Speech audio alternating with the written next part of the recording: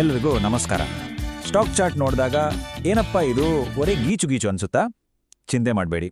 ಇವತ್ತು ಈ ಚಾರ್ಟ್ಗಳ ಹಿಂದಿನ ರಹಸ್ಯವನ್ನ ಭೇದಿಸಿ ಅದನ್ನ ಎಷ್ಟು ಸುಲಭವಾಗಿ ಅರ್ಥ ಮಾಡ್ಕೋಬೋದು ಅಂತ ನೋಡೋಣ ಬನ್ನಿ. ಹೌದು, ಮೊದಲ ಸಲ ನೋಡಿದಾಗ ಇದೇನಿದು ಬರೀ ಏರಿಳಿತದ ಗೀಚುಗಳ ಥರ ಕಾಣಿಸುತ್ತೆ ಅಂತ. ಆದರೆ ಒಂದು ವಿಷಯ ಗೊತ್ತಾ, ಇದು ನಿಜವಾಗ್ಲೂ ಒಂದು ಭಾಷೆ.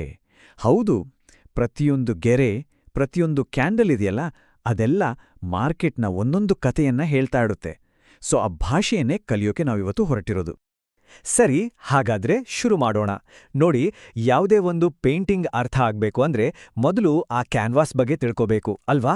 ಅದೇ ರೀತಿ ಚಾರ್ಟ್ ಓದೋಕ್ ಮುಂಚೆ ಅದರ ಬೇಸಿಕ್ ಫ್ರೇಮ್ವರ್ಕ್ ಅಂದ್ರೆ ಅದರ ಮೂಲ ಚೌಕಟ್ಟು ಹೇಗಿದೆ ಅಂತ ಮೊದಲು ಅರ್ಥ ಮಾಡ್ಕೊಳ್ಳೋಣ. ತುಂಬಾ ಸಿಂಪಲ್ ಆಗಿ ಹೇಳಬೇಕು ಅಂದ್ರೆ ಸ್ಟಾಕ್ ಚಾರ್ಟ್ ಅನ್ನೋದು ಒಂದು ಯುದ್ಧ ಭೂಮಿ ಮಾದರಿ. ಇಲ್ಲಿ ಖರೀದಿದಾರರು ಮತ್ತೆ ಮಾರಾಟಗಾರರ ನಡುವೆ ನಡೆಯೋ ಹೋರಾಟವನ್ನೇ ಚಿತ್ರದ ರೂಪದಲ್ಲಿ ನಮಗೆ ತೋರಿಸುತ್ತೆ.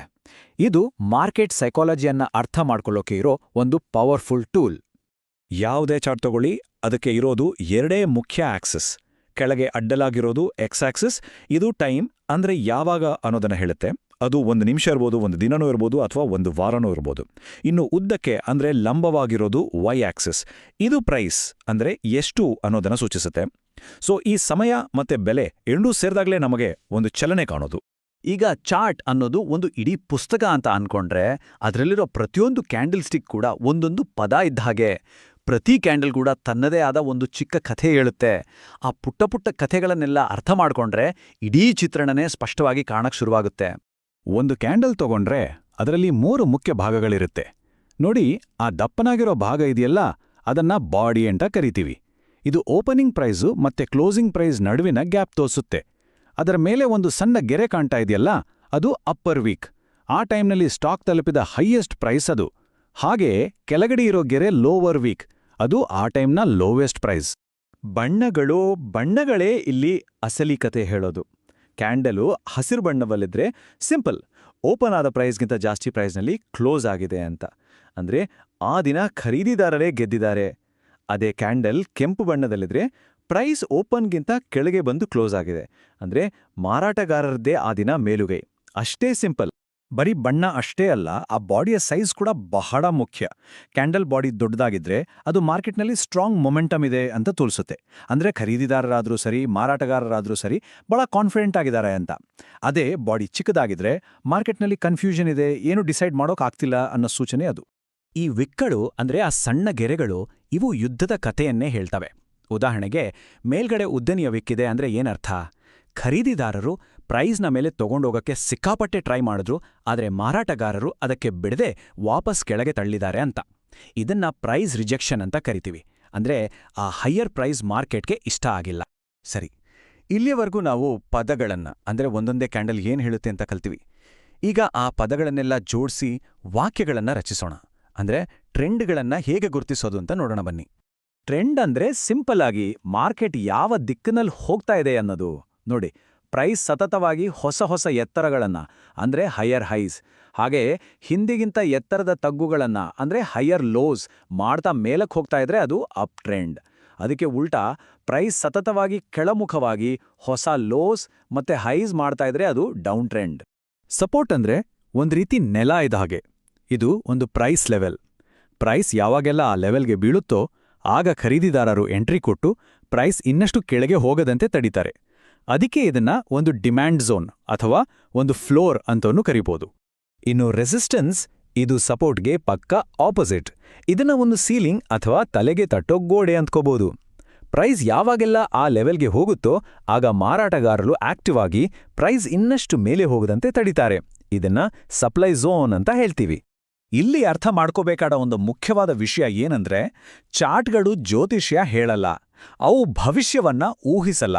ಅವು ಕೇವಲ ಸದ್ಯಕ್ಕೆ ಮಾರ್ಕೆಟ್ ಏನ್ ಮಾಡ್ತಾ ಇದೆ ಅನ್ನೋದನ್ನ ತೋರಿಸೋ ಕನ್ನಡಿ ಅಷ್ಟೇ. ನಮ್ಮ ಅನಿಸಿಕೆಗಳಿಗಿಂತ ಚಾರ್ಟ್ ಏನ್ ಹೇಳ್ತಾ ಇದೆ ಅನ್ನೋದಕ್ಕೆ ಬೆಲೆ ಕೊಡೋದು ಬುದ್ಧಿವಂತಿಕೆ.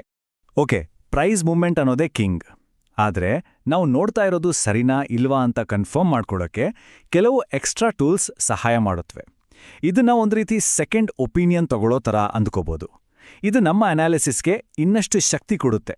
ಒಂದು ಸಿಚುವೇಶನ್ ಇಮ್ಯಾಜಿನ್ ಮಾಡ್ಕೊಳ್ಳಿ.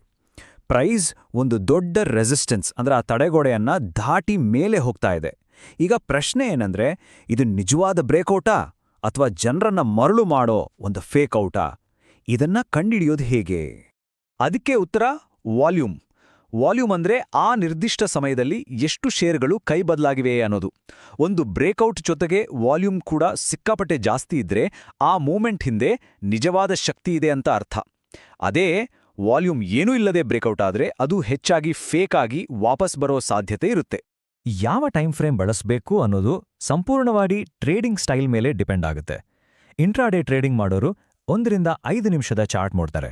ಸ್ವಿಂಗ್ ಟ್ರೇಡಿಂಗ್ ಅಥವಾ ಶಾರ್ಟ್ ಟರ್ಮ್ ಇನ್ವೆಸ್ಟ್ಮೆಂಟ್ಗೆ ಡೈಲಿ ಚಾರ್ಟ್ ಉತ್ತಮ. ಇನ್ನು ಲಾಂಗ್ ಟರ್ಮ್ ನೋಡೋರು ವೀಕ್ಲಿ ಚಾರ್ಟ್ ಬಳಸ್ತಾರೆ. ಒಂದು ಮಾತು ನೆನಪಿರ್ಲಿ, ಟೈಮ್ ಫ್ರೇಮ್ ದೊಡ್ಡದಾದಷ್ಟು ಸಿಗ್ನಲ್ಸ್ ಹೆಚ್ಚು ಸ್ಟ್ರಾಂಗ್ ಆಗಿರುತ್ತೆ. ಮೂವಿಂಗ್ ಆವರೇಜಸ್ ಅಂದ್ರೆ ಟ್ರೆಂಡ್ ಯಾವ ಕಡೆ ಇದೆ ಅಂತ ಸುಲಭವಾಗಿ ತೋರಿಸಕ್ಕೆ ಚಾರ್ಟ್ ಮೇಲೆ ಹಾಕೋ ಲೈನ್ಗಳು ಅಷ್ಟೇ.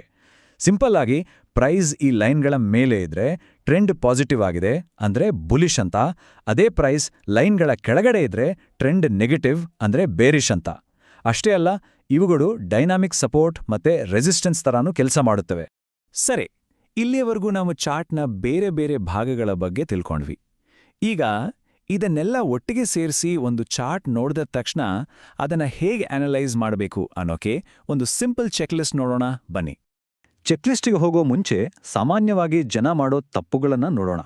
ಮೊದಲನೇದಾಗಿ, ಚಾರ್ಟ್ನ ತುಂಬ ಇಂಡಿಕೇಟರ್ಗಳನ್ನ ಹಾಕಿ ಗಲೀಜು ಮಾಡ್ಕೋಬೇಡಿ. ಎರಡನೇದು, ವಾಲ್ಯೂಮನ್ನ ಯಾವತ್ತೂ ಇಗ್ನೋರ್ ಮಾಡಬೇಡಿ. ಮೂರನೇದು ಮತ್ತು ಅತಿ ಮುಖ್ಯವಾಗಿ, ಭಯ ಅಥವಾ ದುರಾಸೆಯಿಂದ ಅಂದ್ರೆ ಇಮೋಷನಲ್ ಆಗಿ ಯಾವುದೇ ನಿರ್ಧಾರ ತಗೋಬೇಡಿ. ಓಕೆ, ಹಾಗಾದ್ರೆ ಯಾವುದೇ ಚಾರ್ಟ್ ನೋಡಿದಾಗ ಈ 5 ಸ್ಟೆಪ್ಸ್ ಫಾಲೋ ಮಾಡಿ. 1. ಮೊದಲು ಯಾವ ಟೈಮ್ ಫ್ರೇಮ್ ನೋಡ್ತಾ ಇದ್ದೀರಿ ಅಂತ ನಿರ್ಧರಿಸಿ. 2. ಮೇನ್ ಟ್ರೆಂಡ್ ಯಾವ ಕಡೆ ಇದೆ, ಅಪ್ ಇದೆಯಾ ಡೌನ್ ಇದೆಯಾ ಅಂತ ಗುರುತಿಸಿ. 3. ಮುಖ್ಯವಾದ ಸಪೋರ್ಟ್ ಮತ್ತೆ ರೆಸಿಸ್ಟೆನ್ಸ್ ಲೆವರ್ಗಳನ್ನ ಮಾರ್ಕ್ ಮಾಡ್ಕೊಳ್ಳಿ. 4. ಯಾವುದೇ ಮೂವ್ಮೆಂಟ್ಗೆ ವಾಲ್ಯೂಮ್ ಸಪೋರ್ಟ್ ಇದೆಯಾ ಅಂತ ಚೆಕ್ ಮಾಡಿ. ಮತ್ತು 5. ಕೊನೆಯದಾಗಿ ಕ್ಯಾಂಡಲ್ ಸ್ಟಿಕ್ ಪ್ಯಾಟರ್ನ್ಸ್ ಏನಾದರೂ ಸಿಗ್ನಲ್ ಕೊಡ್ತಾ ಇದೆಯಾ ಅಂತ ನೋಡಿ. ಒಂದು ವಿಷಯ ಚೆನ್ನಾಗಿ ನೆನ್ಪಿಟ್ಕೊಳ್ಳಿ, ಚಾರ್ಟ್ ಓದೋದ್ರ ಗುರಿ ಮುಂದೆ ಏನಾಗುತ್ತಂತ ಭವಿಷ್ಯ ನುಡಿಯೋದಲ್ಲ, ಖಂಡಿತ ಅಲ್ಲ. ಅದರ ಬದಲು ಮುಂದೆ ಹೀಗಾದ್ರೆ ಹೀಗೆ ಮಾಡಬೇಕು, ಹಾಗಾದ್ರೆ ಹಾಗೆ ಮಾಡಬೇಕು ಅಂತ ಬೇರೆ ಬೇರೆ ಸಾಧ್ಯತೆಗಳಿಗೆ ನಮ್ಮನ್ನು ನಾವು ಸಿದ್ಧ ಮಾಡ್ಕೊಳ್ಳೋದು. ಇದು ಪ್ರೆಡಿಕ್ಷನ್ ಗೇಮ್ ಅಲ್ಲ, ಇದು ಪ್ರಿಪರೇಷನ್ ಗೇಮ್. ಕೊನೆಯದಾಗಿ ಈ ಮಾತನ್ನ ಯಾವತ್ತೂ ಮರಿಬೇಡಿ. ಚಾರ್ಟ್ಗಳು ಭವಿಷ್ಯವನ್ನ ಊಹಿಸಲ್ಲ, ಅವು ಕೇವಲ ಸಂಭವನೀಯತೆಗಳನ್ನ ಅಂದ್ರೆ ಪ್ರಾಬಬಿಲಿಟಿಗಳನ್ನ ತೋರಿಸುತ್ತವೆ. ಅವು ಗ್ಯಾರಂಟಿ ಕೊಡಲ್ಲ, ಆದರೆ ಸುಳಿವುಗಳನ್ನ ಕೊಡ್ತವೆ. ಈ ಜ್ಞಾನದೊಂದಿಗೆ ಮಾರ್ಕೆಟನ್ನು ಇನ್ನಷ್ಟು ಆತ್ಮವಿಶ್ವಾಸದಿಂದ ಎದುರಿಸೋಕೆ ಸಾಧ್ಯವಾಗುತ್ತೆ.